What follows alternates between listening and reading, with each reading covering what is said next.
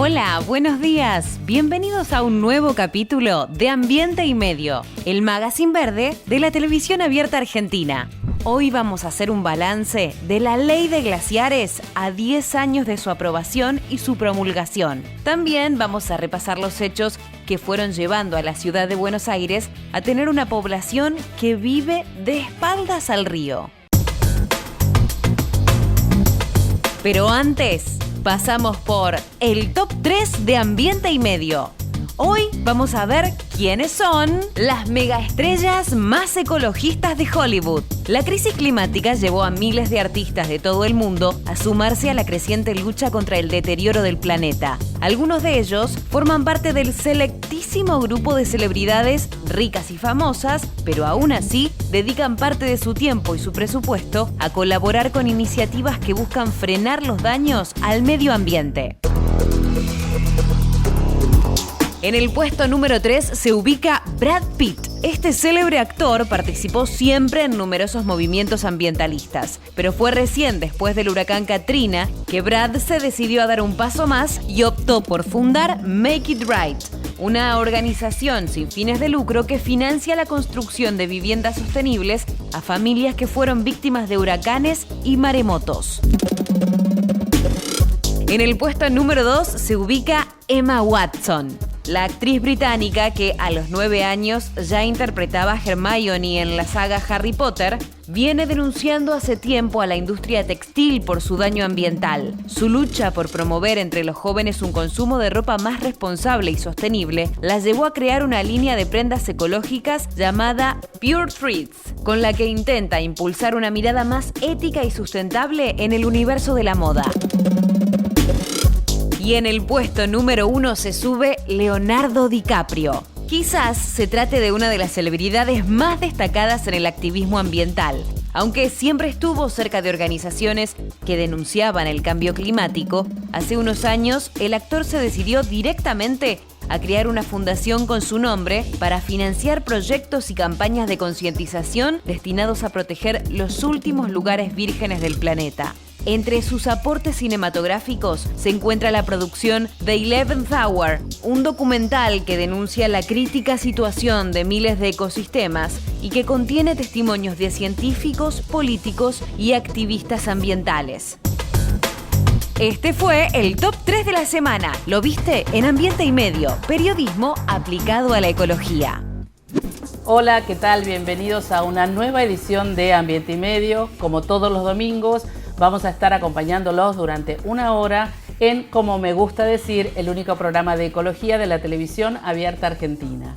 Y hoy vamos a hablar de lo que conocemos como la Ley de Glaciares. Hace 10 años finalmente salía a la luz esta ley de presupuestos mínimos de glaciares y espacios periglaciares, pero que tuvo muchas idas y vueltas. Se sanciona en un principio, se veta, la presidenta Cristina Fernández de Kirchner eso fue lo que hizo, luego se vuelve a discutir en diputados y senadores, se vuelve a sancionar, finalmente parece que tenemos ley, se reglamenta, pero se tarda casi, diría, 9 años en concluir lo que es fundamental para que la ley de alguna manera funcione, que es el inventario de glaciares, que es único en el mundo. Voy a hablar con Enrique Viale, más conocidos como Quique Viale, abogado ambientalista. ¿Qué tal, Quique? ¿Cómo estás? Gracias por estar en Ambiente y Medio.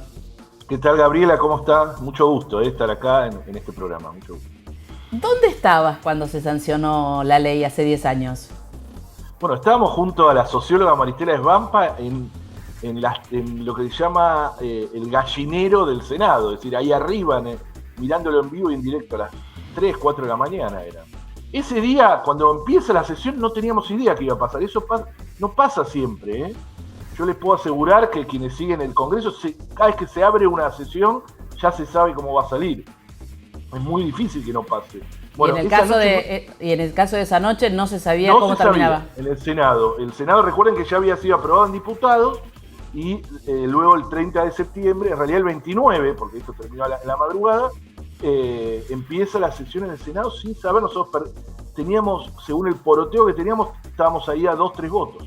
Y se terminó ganando por 2-3 votos que se dieron vuelta en la misma sesión, esa misma noche. Algo muy de película, muy emocionante. Qué ley difícil, la verdad que ley difícil por lo que yo contaba al principio y por todos los avatares hasta lo que termina sucediendo el año pasado. Pero ¿qué balance haces vos a 10 años de la ley? Bueno, una es esa, la que decís es perfecta. Nosotros decimos que es como una especie de... que nos van corriendo la línea de llegada, la línea de meta permanentemente, o el arco, ¿no? Para una cuestión más futbolera. Si uno está ahí y dice, bueno, ahora sí, ya llego. Vamos a llegar, 2008, la beta, la presidenta, 2 años, lucha social, lucha en todos lados. 2010 logramos la sanción, después no logramos que se reglamente medida cautelar en la provincia de San Juan, que es lo que decía vos. Un juez en 20 horas le dio una medida cautelar a Barry Gold para que pueda seguir como si la ley no existiera en San Juan. Eso estuvo 2-3 años hasta que la Corte dijo esa medida cautelar no va. Bueno, siempre el inventario que no lo hacían, vienen los derrames del 2015, los famosos derrames del 2015 de la mina Veladero en San Juan, que nosotros decimos si hubiese aplicado la ley de glaciares, Veladero no podría funcionar porque está violando la ley de glaciares, y ahí empieza una investigación judicial. Un año después, 2016, recién publican los inventarios porque hay un segundo derrame, era un escándalo ya, porque el segundo derrame a la semana, en ese momento el ministro Berman publica los inventarios a 6 años de la ley. La ley decía 180 días en las zonas prioritarias, ¿no? Bueno, el inventario aún seguimos corriendo porque el inventario está incompleto, porque no ponen las geoformas de menos de 1 hectárea, más el ambiente periglaciar tampoco, como dice la ley. Así que seguimos corriendo y los pueblos, el problema es los pueblos que están río abajo de estas minas, ¿no?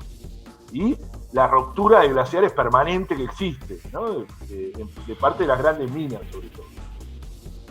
Porque lo importante ahí, me parece que en este cuento que vos estás relatando también, tiene que ver con que se pierde un recurso estratégico, porque me parece que el fondo y lo que hay que entender con esta ley y con todas las leyes que tienen que ver con preservar ambiente, ya sea un ambiente humedal o en este caso de lo que estamos hablando de glaciares, es que se pierde un recurso estratégico que es el agua, que no sobra en el mundo y que no es una ley anti algo, que siempre el lobby, en el caso de la ley de glaciares mineros, en el caso de los humedales, el agropecuario, siempre se parecería como es que es anti algo, pero no es así.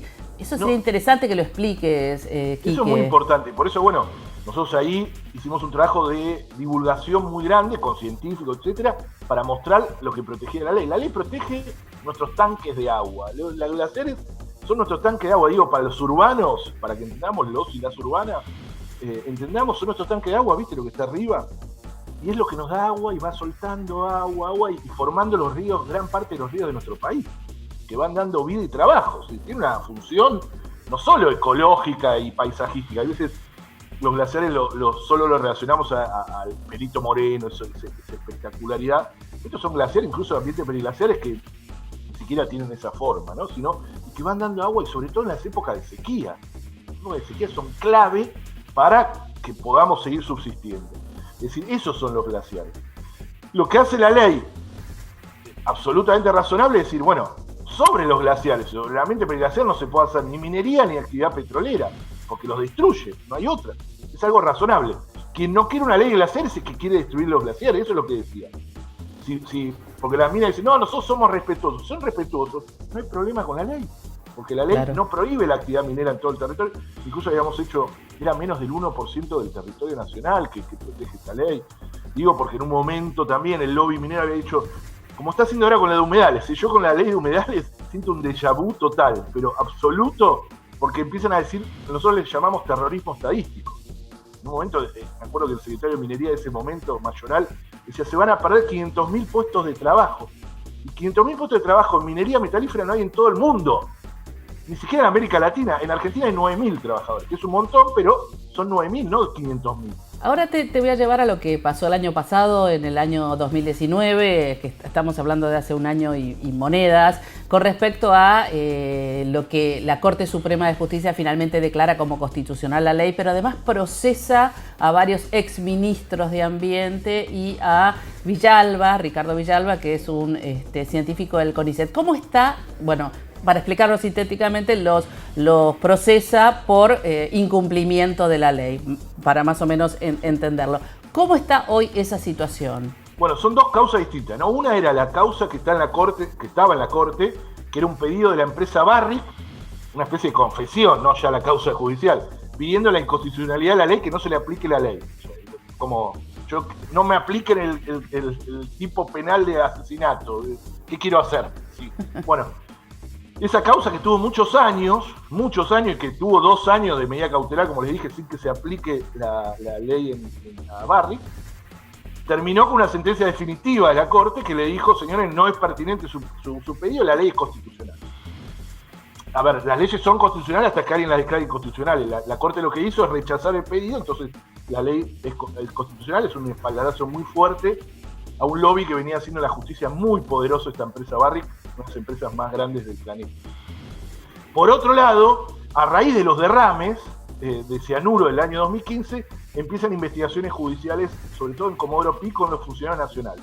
Las máximas autoridades ambientales del momento, es decir, los secretarios, en ese momento eran secretarios de Ambiente, como si fuese ahora el ministro de Ambiente, 3 secretarios terminaron procesados y próximos a juicio oral. El juicio oral se iba a hacer en marzo de este año, pero como consecuencia de la pandemia no se hizo, y también ahí es donde está también procesado el que fue presidente del funcionario, que fue presidente de Dianigla, Ricardo Villalba. Todos por incumplimiento de deberes de funcionario público y abuso de autoridad, es decir, por no cumplir lo que establece la ley de glaciares, que establecía un tiempo, 180 días, y establecía una forma que decía cualquiera sea su forma y o dimensión, que debían estar inventariados.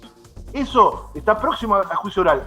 Yo soy abogado ahí de la querella. La querella es la asamblea de Hachal, del pueblo de Hachal. Hachal, recuerden, es el pueblo río abajo de la mina Veladero, los que más sufrió la contaminación de estos 5 ríos que hizo Barrick, que sigue totalmente impune, funcionando como si nada, ¿no? Eso recordémoslo siempre. Más allá de la pena, que es muy baja, porque tienen, lo histórico es conseguir una sentencia en ese sentido, que lo consiga un pueblo, ¿no? Como el de Hachal. Te hago la última. ¿Por qué vos crees que es tan difícil legislar para preservar el ambiente? En términos generales, ¿no? Ley de bosques, que no se le da la plata que corresponde por ley para preservar los bosques nativos, la ley de glaciares, ahora la dificultad con humedales. ¿Qué es lo que impide o no deja que se pueda legislar correctamente? Bueno, los grandes intereses que hay detrás de estas actividades, de estas figuras extremas del extractivismo, el agronegocio, el fracking, la fractura hidráulica, la mega minería, ¿no? La especulación inmobiliaria, todos esos que están detrás de la ley de humedales, por ejemplo, que no quieren que se haga la ley de humedales. Son lobbies muy poderosos, con tentáculos por todos lados, en los medios de comunicación, en la política, transversalmente.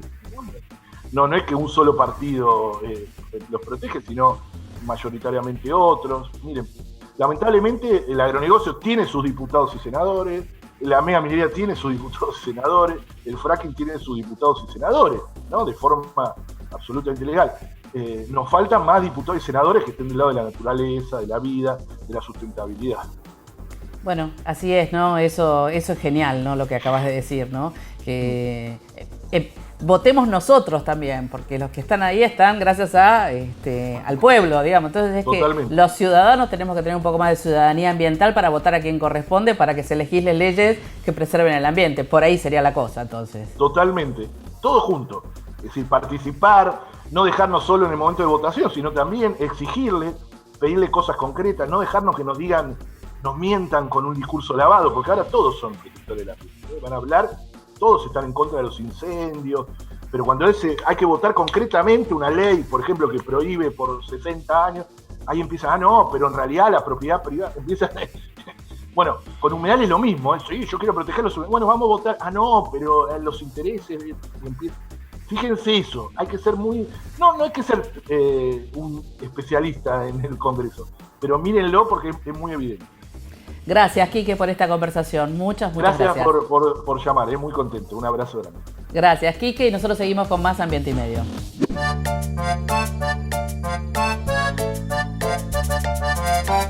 Bueno, la cuestión es la siguiente. Estuve en Costanera Sur tratando de llegar al agua, tratando de tocar el agua y no pude, no tuve éxito, imposible. Siempre la vi, medio de lejos, medio desde arriba, pero imposible tocar el agua. Me pasó lo mismo en Puerto Madero, la veía desde arriba de los puentes, la veía por abajo, pero no llegaba al agua de ninguna manera. Y ahora, en el camino de la Costanera Norte me está pasando lo mismo. No puedo llegar al agua, en este caso me estoy chocando con un alambrado, pero siempre hay algo que me impide llegar al agua, sean edificios, sean rejas, alambrados u alguna otra cosa. Recorrí casi 15 kilómetros en toda la costanera, casi el largo de Cava, y no puedo llegar al agua cuando el agua está acá nomás y no la puedo tocar. Igualmente, no me voy a dar por vencido, voy a encontrar algún lugarcito y voy a llegar al agua porque les voy a contar un par de cosas que hay ahí adentro y no son delfines ni tampoco son tesoros piratas.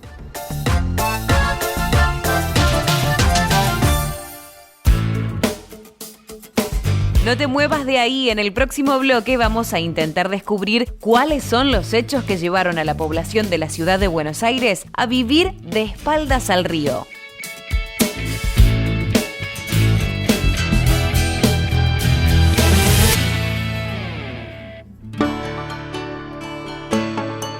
El lobo marino suele habitar las costas y playas del hemisferio sur, lo que por cierto incluye a la Antártida.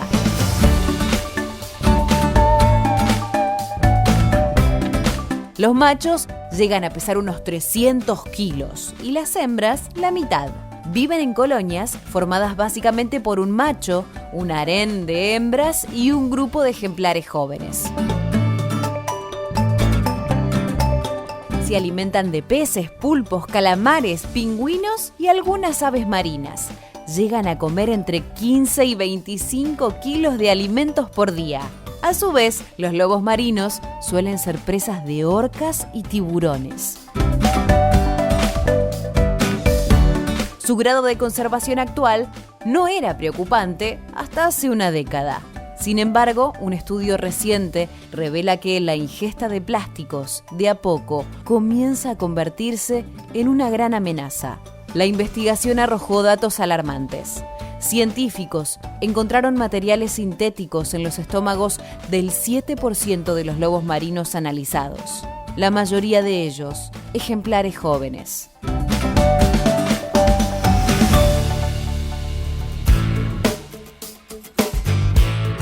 Quédate, ya volvemos con más Ambiente y Medio, el magazine verde de la televisión abierta argentina.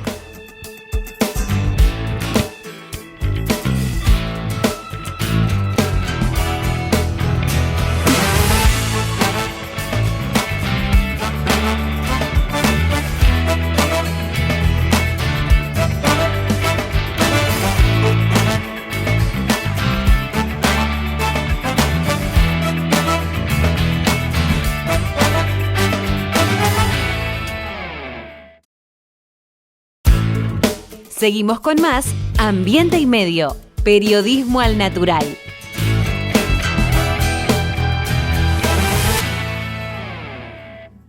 Si estuviste en contacto con un caso positivo de coronavirus, hacete el test. Para más información, entra a buenosaires.gov.ar/test o chatea con la ciudad al 11 50 50 0 147. Cuidarte es cuidarnos. Buenos Aires Ciudad. BA Group, desarrollando tu capital filosófico.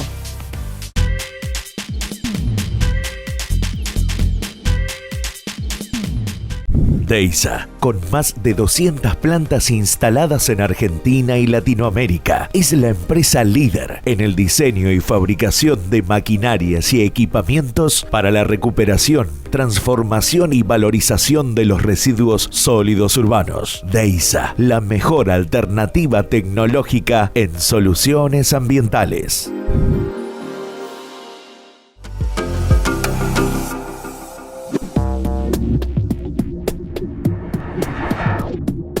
Hace algunos programas atrás hablamos sobre la particular historia que tiene la Reserva Ecológica Costanera Sur.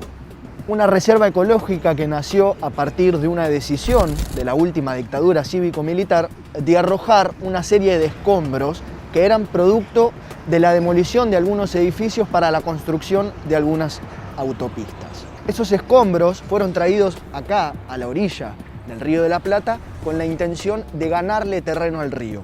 Una obsesión que atravesó y sigue atravesando la historia argentina con dirigentes políticos que todavía piensan, que el río está de más o es solo para unos pocos. Ahora vamos a repasar todo esto y hablar principalmente de la historia del Río de la Plata.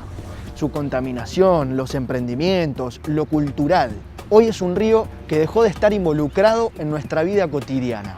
Casi que ni sabemos que está, como si le diéramos la espalda.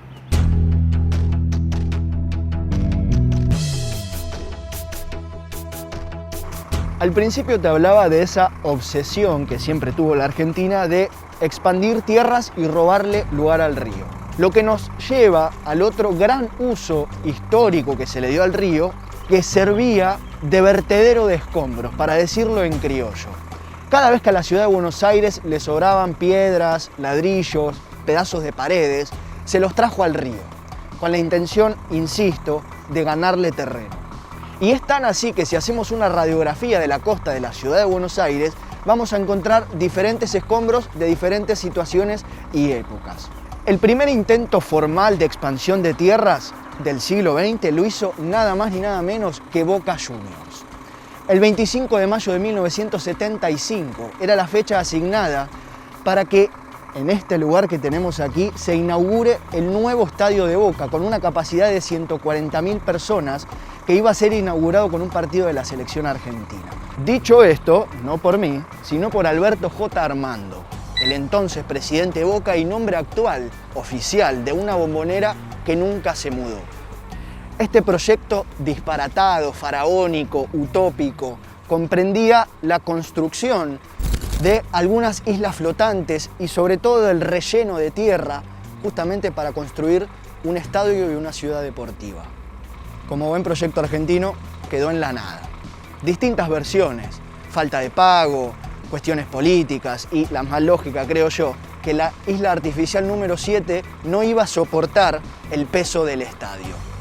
El resultado, una ciudad deportiva con ínfulas de seducir al mundo abandonada.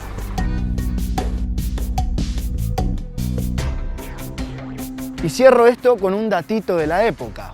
Se vendían rifas a personas para que contribuyeran justamente para la construcción del nuevo estadio. Se les vendía que iban a ser socios vitalicios, que iban a ser dueños simbólicos de un estadio que nunca fue ni se le puso el arco.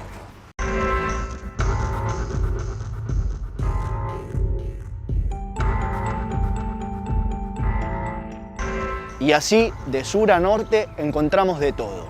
Los escombros de la construcción de las autopistas 25 de Mayo y Perito Moreno por parte de los militares, lugar donde hoy se encuentra la Villa Rodrigo Bueno, detrás de mí, y metros más adelante, la Reserva Ecológica, crecida a partir de esos escombros. Más al norte, frente a Aeroparque, se encuentran los restos de la demolición del edificio Elefante Blanco. En el Parque de la Memoria se encuentran los restos del edificio del atentado a la AMIA y más al norte aún los restos del atentado a la Embajada de Israel. Lo que nos dice varias cosas. Sumado a la contaminación está el siempre hábito de alejar el río cada vez más. De hecho, ni lo estamos viendo, como para graficar la situación. Y no es que con la expansión de la tierra se expande también la costanera, porque casi que ni tenemos costanera, o mejor dicho, lo que no tenemos es acceso al río. Son muy pocos los lugares donde se puede llegar fácilmente al río, ni siquiera para bañarse, para estar. Y eso también nos aleja, al punto de que culturalmente hablando, nada tenemos que ver con el río cotidianamente. Y tanto es así que si vas caminando por la calle y le preguntás a alguien rápido si Buenos Aires tiene río, si Buenos Aires es una ciudad costera, sin pensar capaz que te dice que no.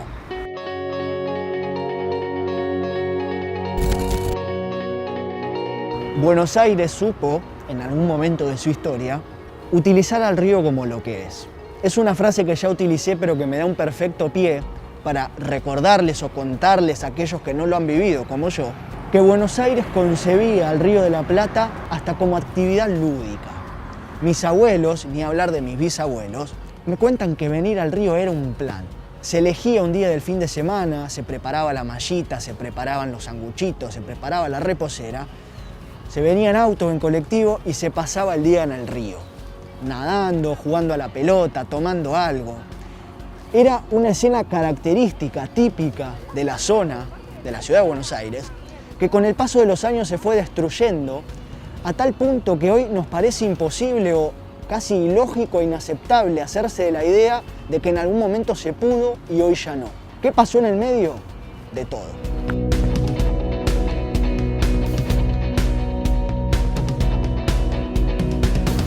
Por empezar, la tremenda contaminación del propio río. Se lo utilizó de todo, menos para lo que realmente está.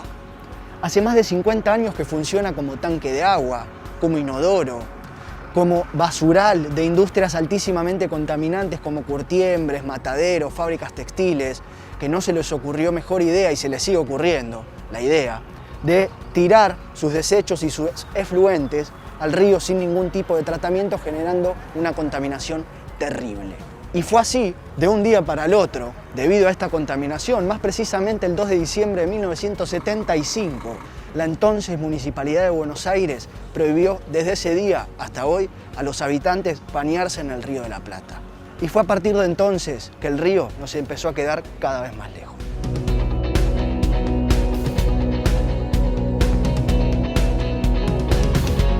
Si este informe tuviera nombre, sin dudas que sería Buenos Aires de espaldas al río.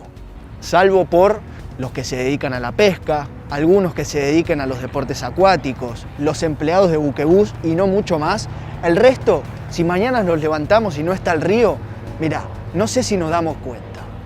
Patricia Himshot, una conocida de la casa, es alguien a quien le importa mucho este tema y por eso no quería dejar pasar la oportunidad de preguntarle o pedirle su opinión y sobre todo qué es lo que falta para por lo menos acercar un poquito más al río para acá.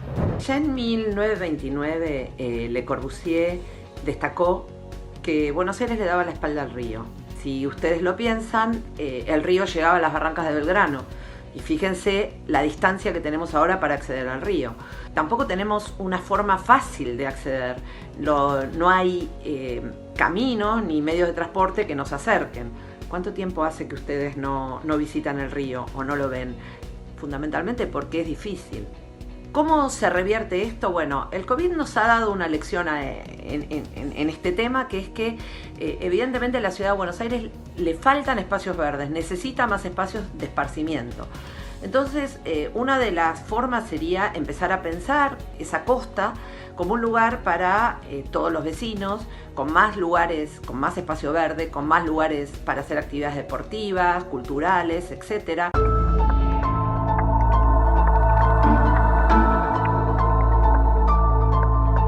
Normalmente en este espacio iría un ejemplo con Europa.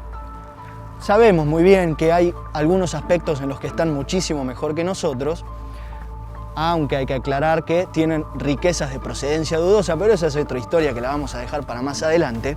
Sin necesidad de tener que ir hasta Europa, tenemos un ejemplo allá.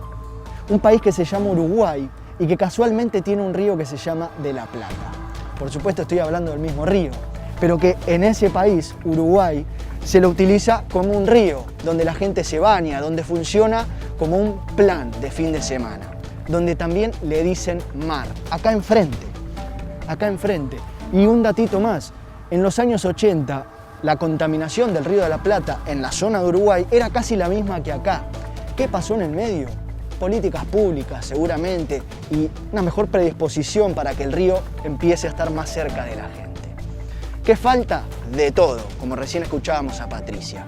Pero lo que le falta también es a este informe, porque corresponde una segunda parte para seguir hablando de todo esto y sobre todo del acceso al río. Porque si lo hay, es para unos pocos.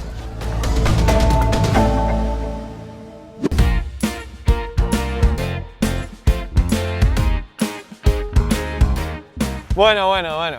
Nos costó llegar, pero aquí estamos. Después de tanto intentar y retroceder, pudimos llegar al Río de la Plata. ¿Y por qué no nos podemos bañar? Bueno, es una excelente pregunta. En un principio diremos que está sucio y contaminado, pero yo voy a tratar de ir más profundo.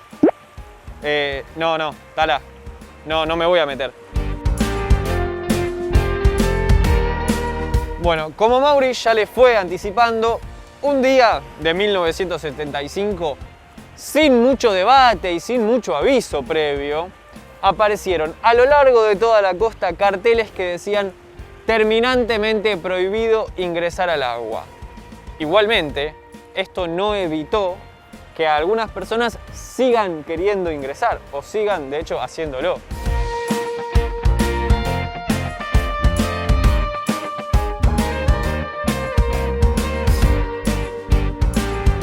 Les decía que estaba contaminado, pero ¿por qué? O mejor dicho, ¿de qué? Mauri ya les estaba comentando que hay algunas industrias que vuelcan sus desechos, sus agentes químicos y que terminan en este río. A eso habría que sumarle los vuelcos ilegales de otro tipo de industrias y también todas las cloacas urbanas. Acá mi compañero dijo que esto se usa como inodoro y es cierto porque todos los efluentes urbanos que no tienen tratamiento terminan en este río.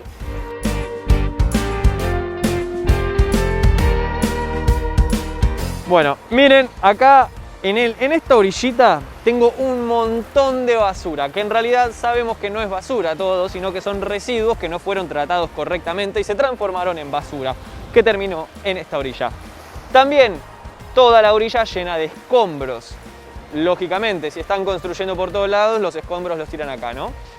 Y un poquito más allá a lo lejos había unos hierros retorcidos, unos metales. Todo esto que está acá en el agua acumulan bacterias, como por ejemplo la Escherichia coli. También se suman metales pesados como el cromo y el plomo. Con todo lo que les nombré hay que tener dos cosas en cuenta. La primera, que cualquier tipo de material que esté adentro del río genera un riesgo para quien se mete, porque se puede golpear, se puede cortar, se puede lastimar. Hay otro riesgo, este es el punto número 2, que es las cosas que le causan al cuerpo, todos estos tóxicos y elementos que tiene el agua. En primer lugar, la piel es un excelente mecanismo de defensa, pero no es impermeable. Y además, si tenés algún corte o alguna herida, tenés muchísimos riesgos de infectarte. Y hay otros riesgos de otras infecciones, que son, por ejemplo, las infecciones oculares, las infecciones en los oídos y la tan famosa gastroenteritis.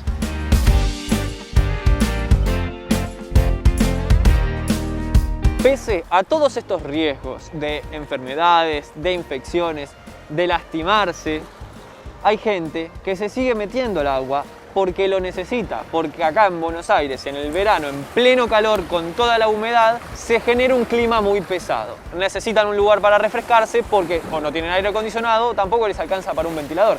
Entonces, mi pregunta es, sabiendo que hay gente que va a seguir ingresando al agua, ¿por qué no se generan las condiciones para que se pueda ingresar tranquilos al agua en una ciudad costera?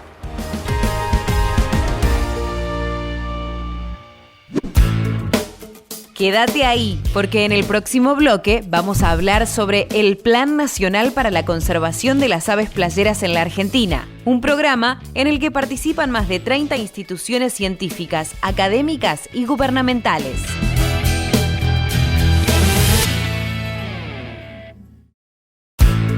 Seguimos con más Ambiente y Medio, periodismo en perfecto estado de conservación.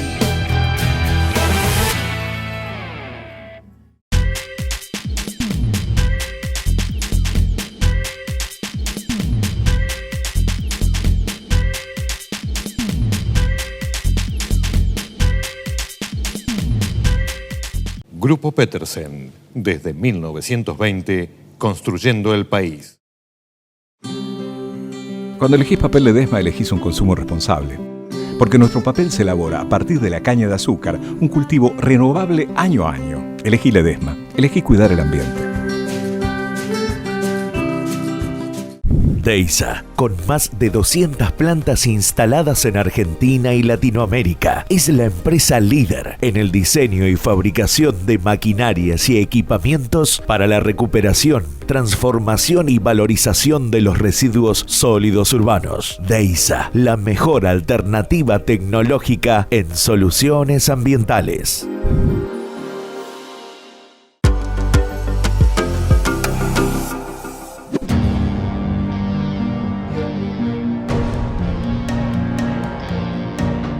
a la insana costumbre que tienen los políticos y los empresarios argentinos de llevar al río cada vez más para allá o cada vez más lejos, a la contaminación, a la falta de acceso, hay que sumarle desigualdad. Emprendimientos inmobiliarios que se van colocando, instalando en la vera del río y que producen que esos terrenos que sí tienen acceso al río sean solamente para unos pocos. Es lo que ocurriría si efectivamente se lleva a cabo el emprendimiento que se quiere instalar en Costa Salguero y en Punta Carrasco, unos metros más adelante. Y con esto voy a la noticia.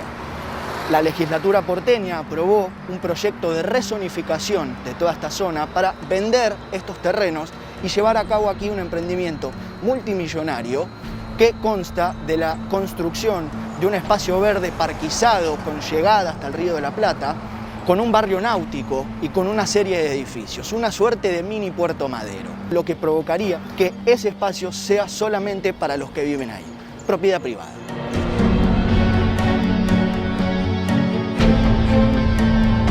La última novedad con respecto a este emprendimiento es que la justicia frenó la venta de los terrenos y estableció que hasta la finalización de la causa judicial no se puedan comercializar estos terrenos. Diferentes organismos y funcionarios elevaron un recurso de apelación a la justicia cuestionando la legalidad de la ley 6289, que es la que se aprobó en la legislatura porteña y que permite la venta de estos terrenos. Se frenó. Y lo único que se puede hacer ahora son tareas administrativas, siempre bajo el nombre de Costa Salguero y Punta Carrasco. Una historia que, como con casi todo, continuará. Pero que no solo traería consecuencias con respecto al acceso al agua, sino también consecuencias ambientales en sí mismas. Estamos en una zona de arroyos de una sensibilidad hidráulica muy particular y la construcción de un emprendimiento de semejante magnitud, sin estudios previos, provocaría, como siempre sucede, inundaciones y desequilibrios hidráulicos. Pero mejor que te lo cuente María José Leverato, arquitecta especialista en construcción sustentable, que además le preguntamos qué propone o qué proponen con su colectivo para justamente colocar en este predio. Ahora se abre una oportunidad única, porque se vencen las concesiones otorgadas en los años 90 sobre todos los predios de Costanera Norte. La ciudad puede recuperar para uso público todas esas tierras, pero paralelamente se están sancionando en la legislatura leyes que van a limitar el acceso a la costa. Las corrientes más actuales del urbanismo y del planeamiento de ciudades proponen una relación diferente entre la naturaleza y lo construido, buscando soluciones de las que llamamos infraestructuras azules, infraestructuras verdes, que proponen soluciones basadas en la naturaleza, no ya ir en contra con estructuras rígidas, sino empezar a pensar cómo funcionan los ciclos del agua, los ciclos de la vegetación, para incorporarlos en los procesos de diseño y acompañarlos. Estas respuestas dan soluciones mucho más democráticas, con espacios verdes accesibles, mitigando y minimizando los riesgos relacionados al cambio climático. La Costanera Norte nos da ahora una oportunidad única de pensar en ese sentido, de buscar soluciones de manera interdisciplinaria, con criterios ambientales, incluyendo la participación ciudadana en la toma de decisiones. Esperemos que no perdamos esta oportunidad.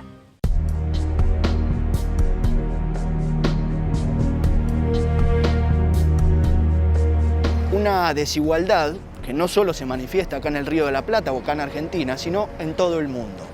Si uno analiza las diferentes ciudades o países que tienen aguas y que tienen costaneras, se da cuenta que esta desigualdad está plasmada en todos los lugares, en Uruguay, en todos los países del mundo. Y si uno va a un ejemplo local, el mar argentino, se da cuenta que es así, porque al mar argentino solo pueden acceder aquellos con mejor pasar económico y que pueden pagar el traslado, pagar el alojamiento, pagar la sombrilla, la carpa, la comida, etc. Entonces ahí se presenta la desigualdad. Uno me podría decir, bueno, pero el mar argentino está a 300 kilómetros, hay que viajar hasta allá. Verdadero. Pero hay un Río de la Plata acá a 10-15 kilómetros, en general de la ciudad de Buenos Aires, que no se puede utilizar, que uno no se puede bañar porque está sucio y contaminado. Y de sanear justamente el Río de la Plata, le daríamos posibilidad a aquellos que no tienen posibilidad de viajar al mar argentino, de tener un disfrute que debe ser público, como estar en el agua, pasear, tomar sol, etc.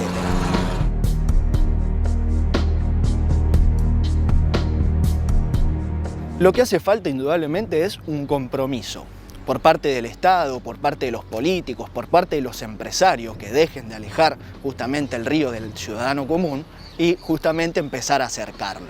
Lo que falta obviamente son políticas públicas, como así las tuvo Uruguay.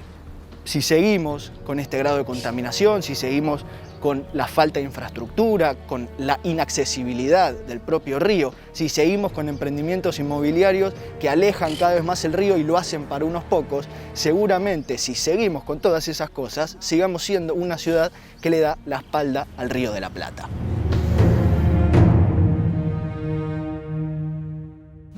Seguimos ahora en Ambiente y Medio y nos trasladamos directamente a Puerto Madryn. Esperemos que nuestra entrevistada no se vuela porque me estaba contando recién fuera del aire que hay mucho viento como es habitual en la Patagonia. ¿Qué tal, Verónica D'Amico? ¿Cómo estás? Ella es doctora en biología. ¿Qué tal? ¿Cómo estás?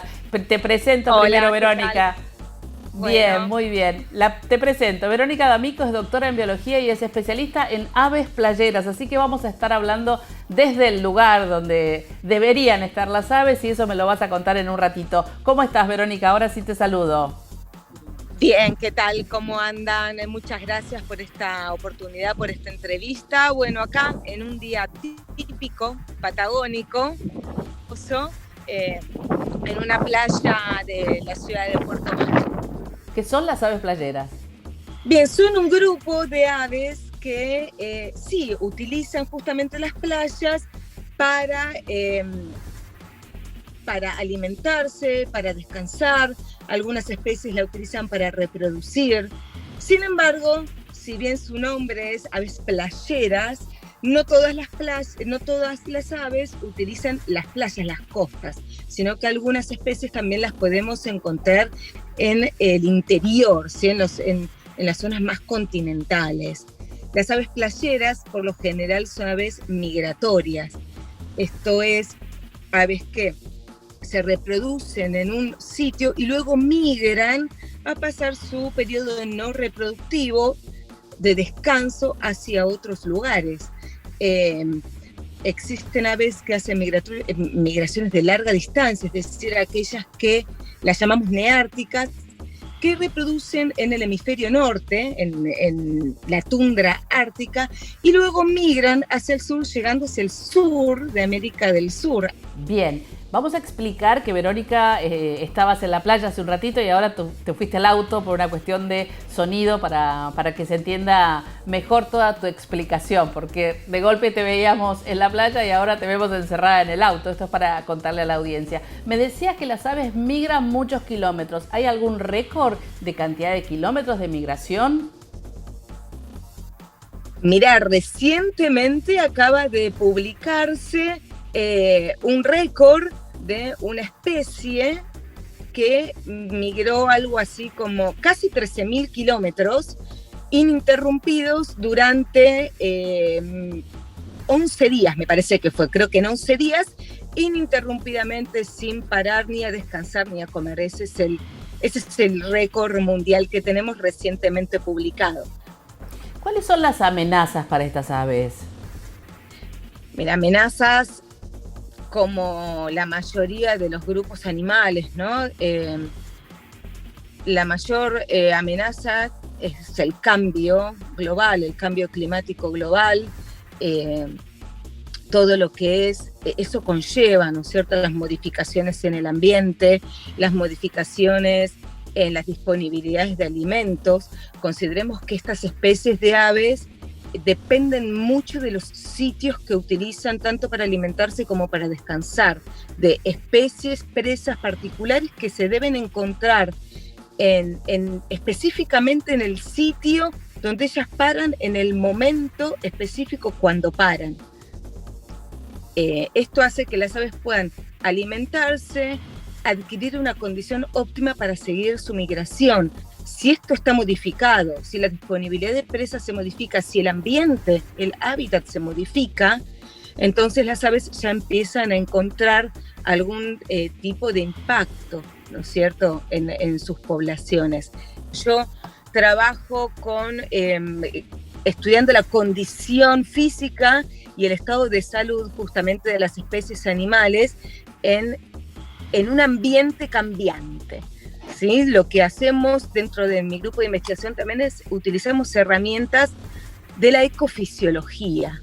La ecofisiología lo que es una rama que se nutre de otras disciplinas, ¿sí? La ecología, la biología, el comportamiento, la biología molecular, celular, justamente para tratar de responder cómo los animales se adaptan a un entorno que está cambiando constantemente.